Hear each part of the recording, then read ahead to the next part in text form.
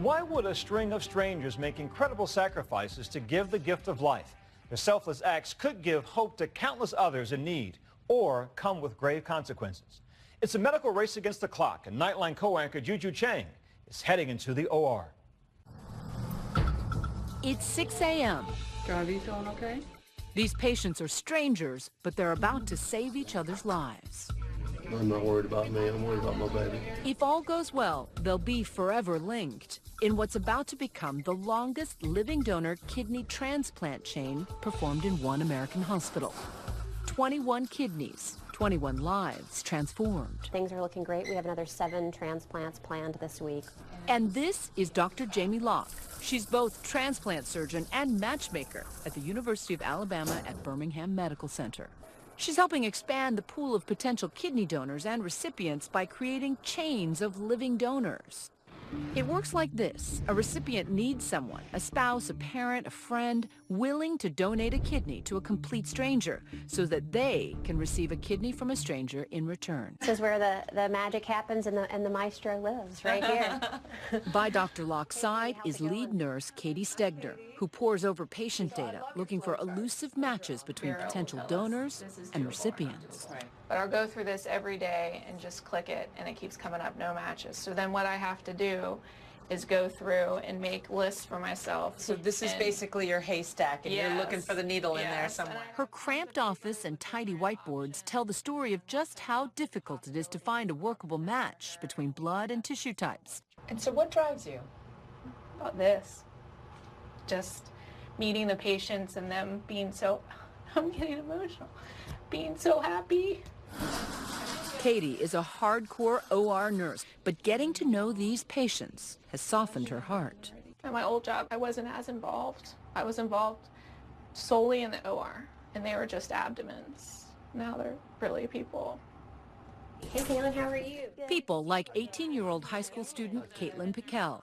It's going to kind of go diagonal right about here, okay? A year ago, Caitlin, a rising high school senior and a black belt in karate, suddenly fell seriously ill and had few options. Either to stay on dialysis for the rest of my life or to get the transplant. Caitlin joined the ranks of the more than 100,000 Americans in desperate need of a kidney transplant. For many, the wait for a deceased donor kidney could last anywhere from 8 to 10 years. She has to hook up to a dialysis machine every night of her life. Earl was actually a match for his daughter, but by joining the chain, Caitlin will benefit by getting a much younger kidney from a stranger. What you watching? And her dad, Earl, will donate one of his in Caitlin's honor. I've prayed to God that he would send an answer for my child, and he has.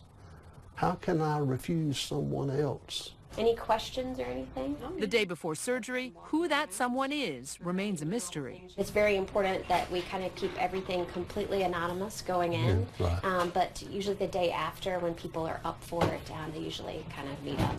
In fact, all along this hospital floor, others are curious too, like this donor, Pastor Derek Lambert. I don't know if this is, perhaps a young mother who's feared leaving her kids, or a young man who's unable to provide for the needs of his family. He's donating one of his 2 healthy kidneys to a stranger so that his friend and a deacon at his former church can get one in return.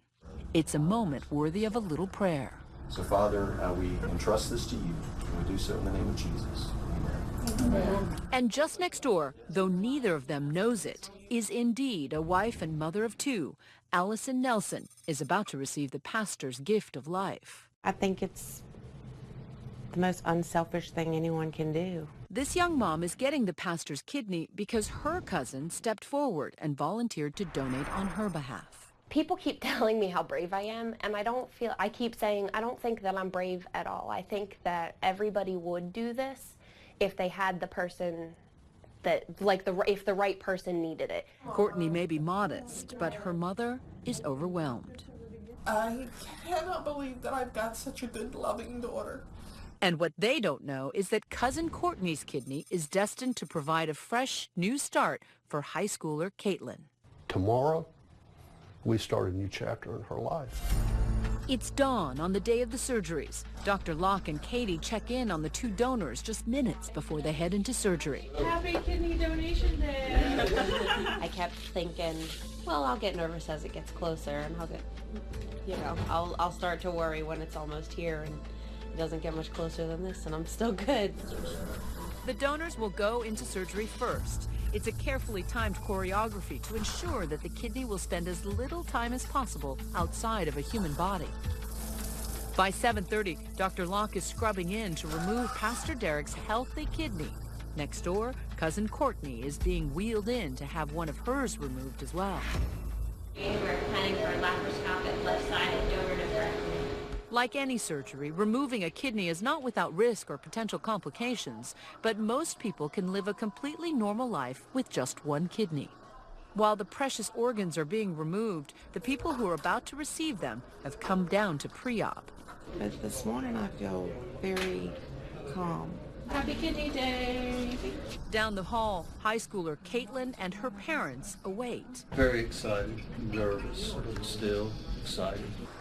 Just after noon, Dr. Locke removes Pastor Derek's kidney and hands it off to a second surgical team. The precious cargo placed in this humble cooler for its quick journey down the hall to where young mom Allison awaits. One down, one to go. With no time to lose, Dr. Locke goes to check on her next patient. Y'all ready? Her kidney's beautiful. Great. It's exciting. All right, I'll see you in just a little bit. Okay. And minutes later, high schooler Caitlin is wheeled back to the OR. Caitlin's new kidney arrives, and because it's from a living donor, it will perform better and last longer than one from a deceased donor. It takes 3 hours to sew in the new kidney, and right away it's doing its job. She's done great. Kidney looks absolutely gorgeous. Started making lots of urine right on the table. You're welcome. Thank you so much. The relief and gratitude are palpable, etched in her parents' faces.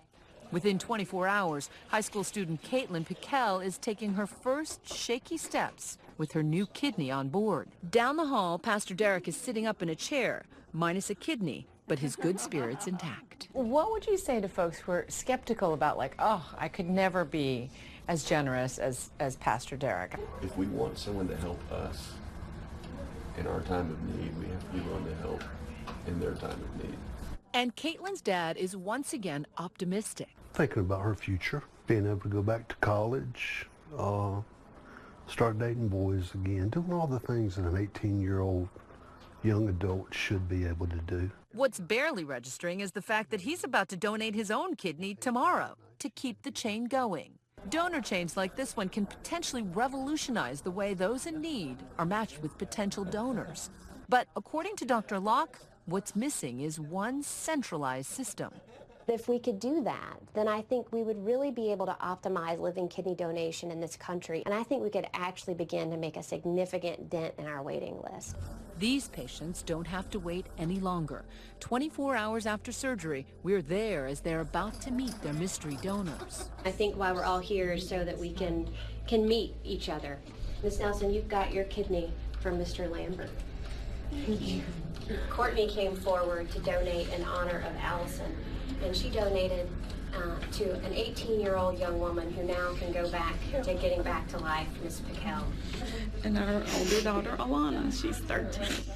Slowly, they share details about each other's lives. For Pastor Derek, his kidney did indeed go to a young mother, Allison, who's raising children similar in age to his own. We're grateful that his kidney will continue as she raises her children. Thank you. Turns out the other kidney went from one black belt in karate to another.